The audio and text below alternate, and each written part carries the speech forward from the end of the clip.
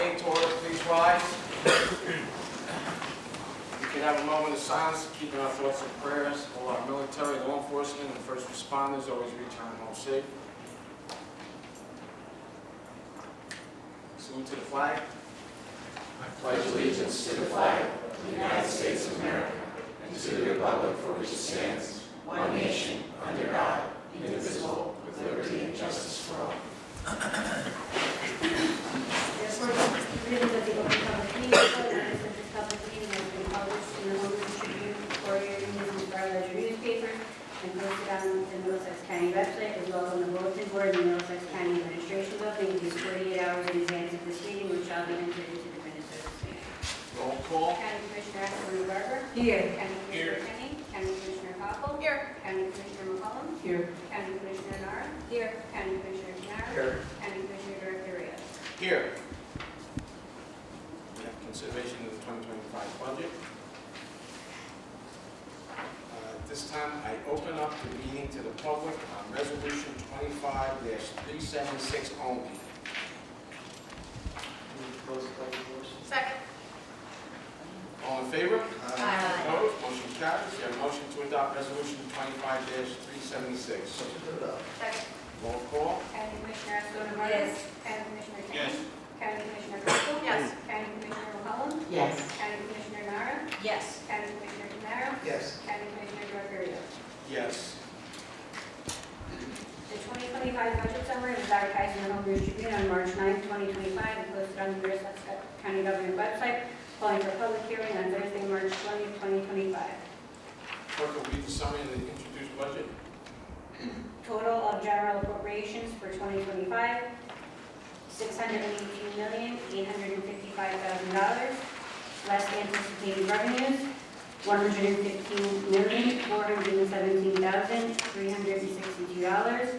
Amounts to be raised by taxation, county purpose tax, $503,437,638. Thank you, Director. As Chair of the Finance Committee, I'm presenting the 2025 Middlesex County budget for your consideration following tonight's public hearing. This budget upholds Middlesex County's commitment to preserving the quality of services offered to our residents and businesses at a cost-effective rate. It serves not merely as a financial document, but as a testament to our priorities, values, and dedication to the community we serve. The 2025 budget emphasizes sustainability and is a result of meticulous planning and discipline on all fronts of the budget. We continue to make impressive progress on both our funded debt and annual debt service, as this year marks the 11th consecutive reduction in both allocations. This trend allows the county to reallocate funds, thereby minimizing taxpayer expenditures on critical infrastructure projects and expand other areas of the budget. The savings garnered have facilitated investments in technology upgrades, enhancements to our educational systems, and improvements to our county parks and recreational facilities. Equally critical, this has enabled Middlesex County to grow its capital improvement fund to nearly $90 million. This line item increased by $10 million from the prior year and is completely offset by the retirement of debt. This translates to a net zero increase on the operating budget and perpetually on an annual basis alleviates the need to sell $10 million worth of bonds. This innovative mindset generates tremendous savings in interest and the removal of carrying debt year after year. In addition to new investments, this budget addresses increases in mandated expenses, including pension contributions, FICA and Social Security, as well as operational costs such as utilities and rents. The 2025 budget reflects a comprehensive review to ensure that all services and contracts are optimized for efficiency, delivering the best possible return on investment. Through this fiscal prudence, we continue to grow to meet our strategic initiatives despite the rising cost of goods and services.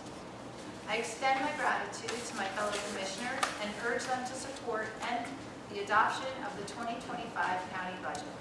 I want to take this moment to recognize the steadfast dedication from not only our entire Board of Commissioners, but also the entire county workforce and their invaluable contributions. I would also like to say that this is a budget that continues to give our residents all the services that they need, that have, and it's a budget that we can all live within. I want to commend Chair Commissioner Leslie Koppel and the administration, the finance department, and all our department heads for working on this budget. This budget has been worked on since, I'm going to say, last July, August. It's been started, and I know it's been taking a lot of time, but it's a solid budget that we can all be proud of, that we're funding all our programs. We're helping fund the county college and the county magnet schools as well. And at this time, I would open the public hearing on the introduced budget. Move to close public portion. Second. All in favor? Aye.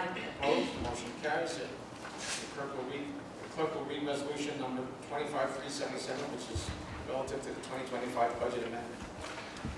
Resolution 25-377-R, amend the 2025 operating budget for the County of Middlesex, New Jersey. Amend the 2025 budget, County of Middlesex, New Jersey, whereas the county budget for the year 2025 was approved on February 20th, 2025, and whereas the public hearing on said budget has been held and advertised, whereas it is desired to amend said approved budget, and now therefore be it resolved by the County Board of Commissioners of the County of Middlesex that the following amendments to the approved budget of 2025 have been made as follows. General revenues, surplus anticipated from 0 to $5 million. Total surplus anticipated from 0 to $5 million. Miscellaneous revenues, Section A, local revenues, interest on investments and deposits from $11,592,043 to $11,992,043. Surrogate from $1,232,862 to $1,602,062. Total Section A local revenues from $31,014,241 to $31,783,441. Miscellaneous revenues, Section E, special items with general revenue anticipated, county option hospital fees from $12,987,380 to $7,218,180. Total Section E, special items with general revenue anticipated from $62,509,590 to $56,740,390. Summary of revenues, surplus anticipated, sheet 4, number 1, from 0 to $5 million. Miscellaneous revenues, total Section A, local revenues, $31,014,241 to $31,783,441. Section E, special items of general revenue anticipated with prior written consent of Director of Local Government Services, other special items, from $62,509,590 to $56,740,390. Section 2, upon adoption for year 2025, general revenues, surplus anticipated, miscellaneous general revenues anticipated, 13-099, from $150,417,362 to $110,417,360. At this time, I open up the public portion on resolution number 25-377. Please state your name and address, and you have 5 minutes on resolution 25-377. Hi, yes. My name is Carissa Cunningham. I live in 217 Hamilton Street.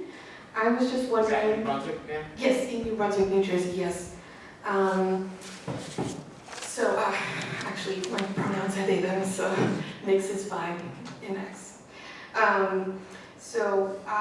What I was wondering about this particular resolution, I got a little dizzy hearing all of those numbers. So I was wondering if one of you could very quickly explain this amendment. I'm guessing, is it lowering the amount from the proposed budget? No. Okay, so what kind of changes does this amendment do? Nick? Sure. It's a net zero on the budget. We're essentially reducing the revenue title hospital fee program by approximately $5 million and increasing surplus anticipated by $5 million. All the other numbers included were the general categorizations of the revenues.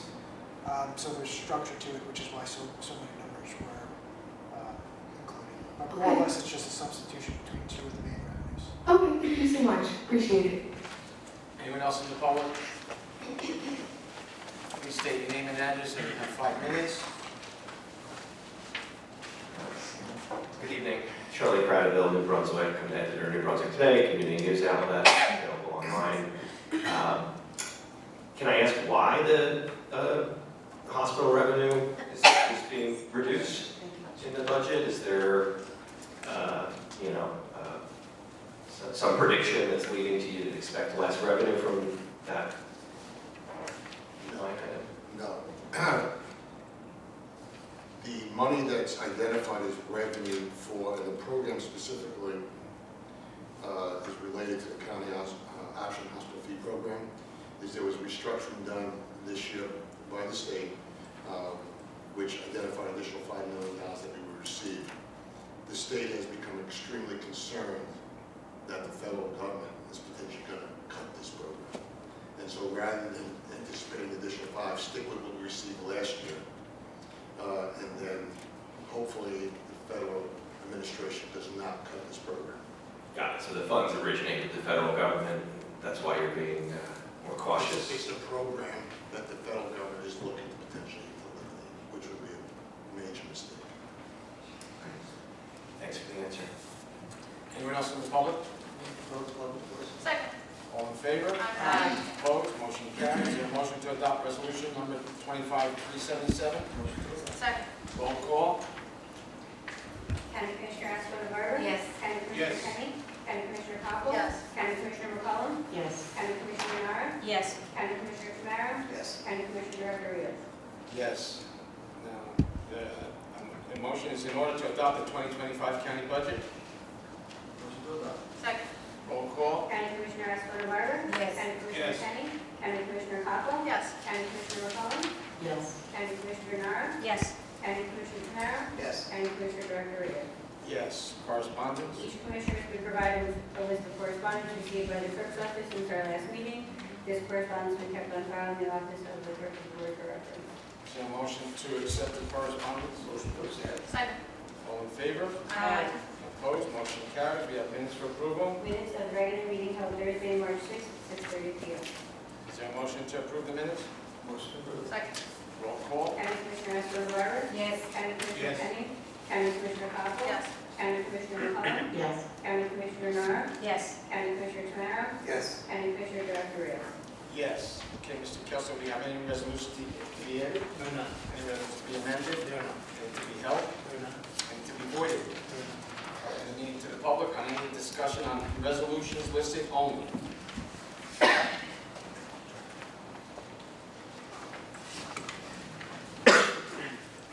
Please state your name and address, and you have 5 minutes. Hi, I'm Carissa Cunningham again, 272 Hamilton Street, New Brunswick, New Jersey.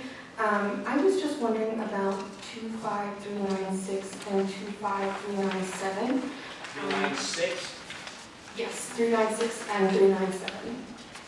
I was just wondering if I could ask County Commissioner Escona Barber if she could explain a little bit about, what these payments contracts will do and how will they, affect public housing options. I'll have our team here, Melissa Lewis, handle that. Yeah, both these resolutions are for payment to landlords for the rent on the vouchers, for the Section 8 vouchers that we maintain here in Middlesex County. So it's about 500 vouchers. Some of those are assigned to Middlesex County and some are ported in. All our vouchers are tenant-based, so that's why people can port into our housing authority for Section 8. So like if they're in any U.S. state and Puerto Rico, they can port into Middlesex County if they choose to move here with their voucher, and then we administer that. We do the intermittent changes on there if there's any changes in their finances, and then their annual redeterminations, and then the inspections and all that stuff. But these are both payments on those vouchers, Okay, directly to Lancaster. okay. How much are those payments? I don't have the specific figure. It varies for each person, but Oh, I can tell you what the specific number is. I can get that. Okay, no problem. Thank you. Anyone else in the public? Yes, please. You state your name and position, you have 5 minutes. Good evening once again, Charlie Prattville, New Brunswick today. We'll start on page 3 with 379. I guess, first of all, if you could let me know the purpose of this resolution. It's amending a prior resolution. What is changing? There was a slight change in the hourly rate. There's a fixed amount per case, there's an hourly rate, and the hourly rate was adjusted by us. Okay, and so this is for workers' comp. These are the firms that handle defense and workers' comp. Okay, and this is through the Middlesex County Self-Insurance Fund? No, it's separate. It's the county workers' compensation unit. Liability funds is a separate entity. Okay, I just see it says in the title here, as required by the Middlesex County Self-Insurance Fund, so what role do Yeah, they play? it's just the semantics of it. They meet separately, but overall we look at it as the overall insurance coverage of the county. Okay, so the Self-Insurance Fund has a board that has meetings, and then the Workers' Compensation Committee It's has a just a separate. committee, an internal committee. It's not a public, it's not a separate entity with bylaws. It doesn't have a public portion. Okay, is there any role that the Improvement Authority has here? No, Okay. this is strictly the county. Okay, because I see a couple of instances of the word Nolan in here. I see James P. Nolan and Associates, and I see another firm with the name Nolan in it. And I understand James Nolan is the chair of the Middlesex County Improvement Authority, so there's no conflict with No. his role. No, the Improvement Authority is not involved in our workers' compensation. Okay, and one of these firms is his firm, right, the James P. Nolan? Yes, that's it. We'll move on to page 7. Can I find out what's happening with 406? I guess this is looking to hire somebody to manage the stadium that the county's building, is that correct?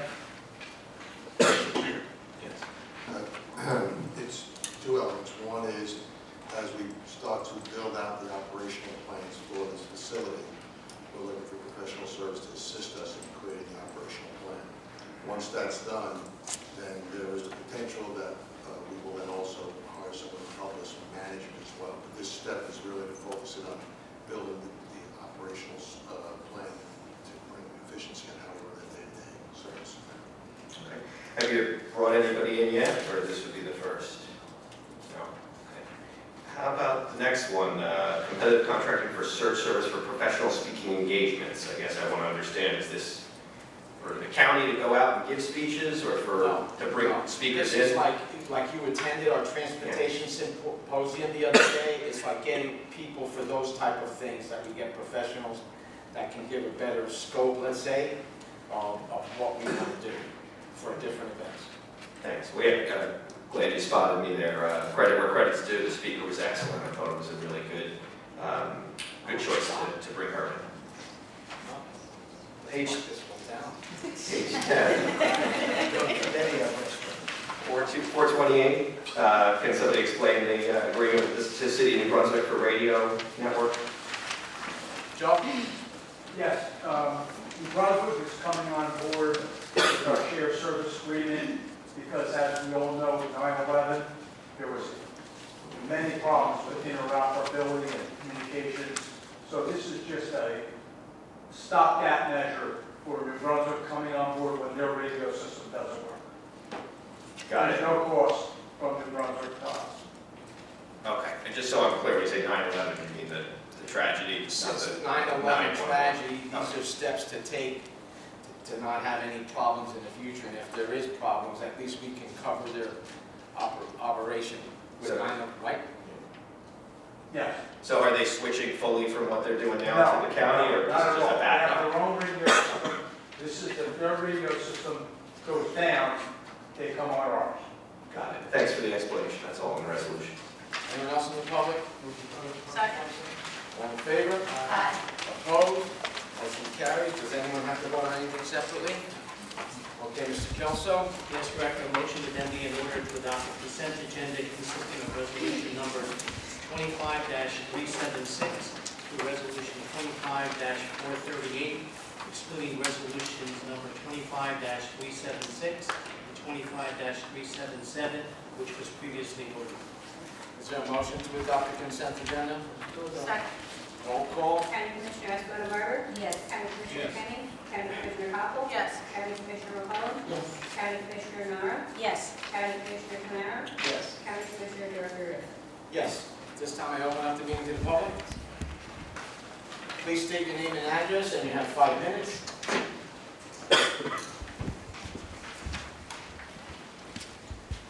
Good evening, Commissioners. My name is Carissa Cunningham. I live at 272 Hamilton Street, New Brunswick, New Jersey.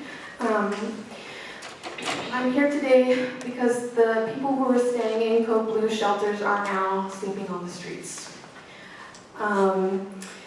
You know, the temperatures are still widely varying. It is still raining.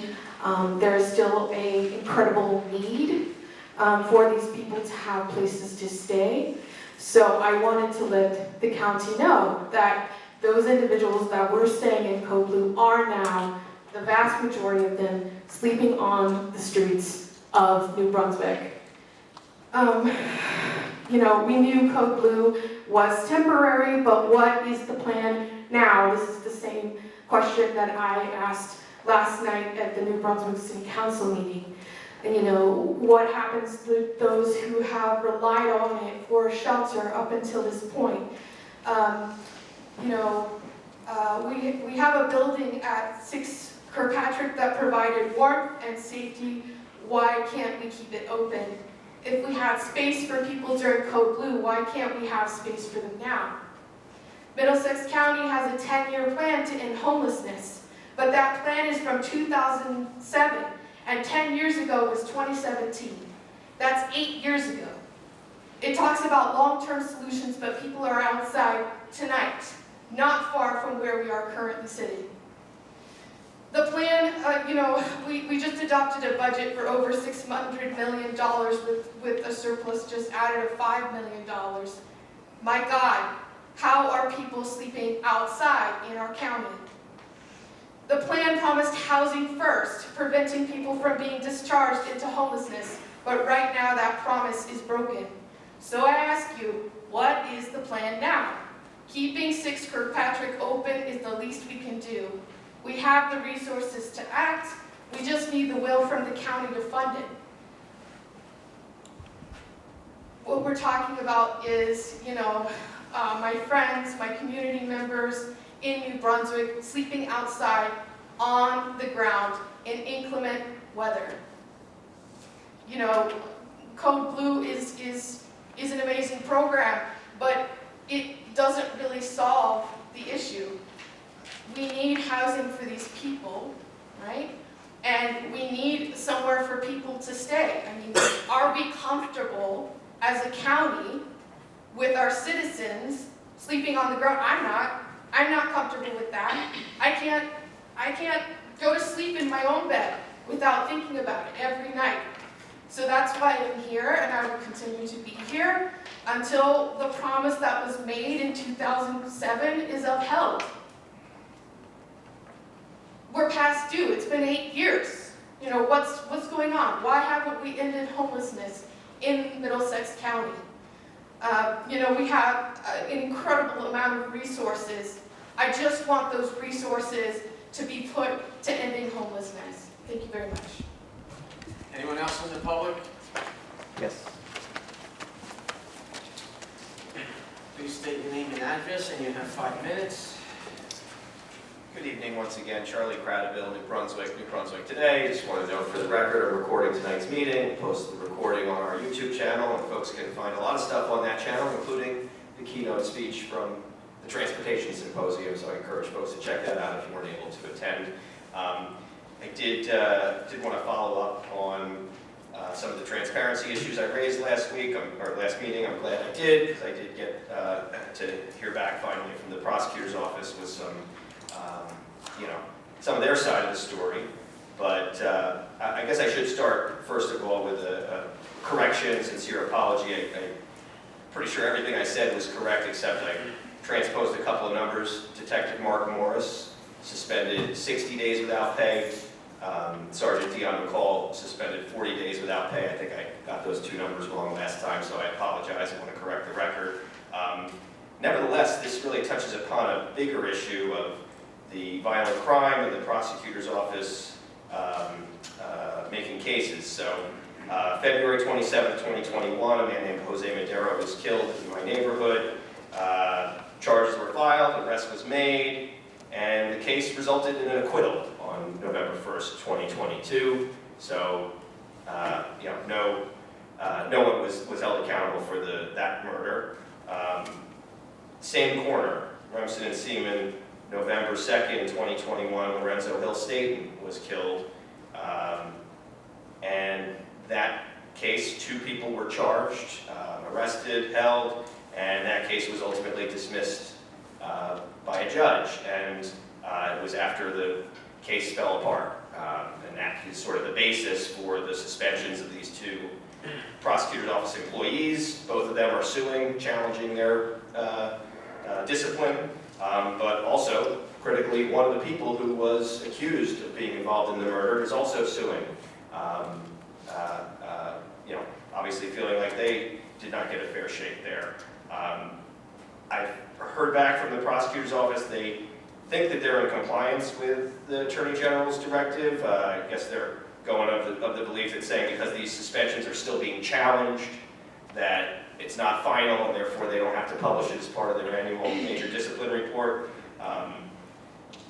Nevertheless, the county has an absurd position that the Internal Affairs Summary, which is also supposed to be published pursuant to that AG directive, the county prosecutor's office is taking the position that page 1 is a public document that must be published, but the detailed breakdowns in the ensuing pages, they believe that's a confidential record. I think you should revisit that. I think you should ask them to check again, because I filed these requests with many law enforcement agencies, and most of them give you the full thing.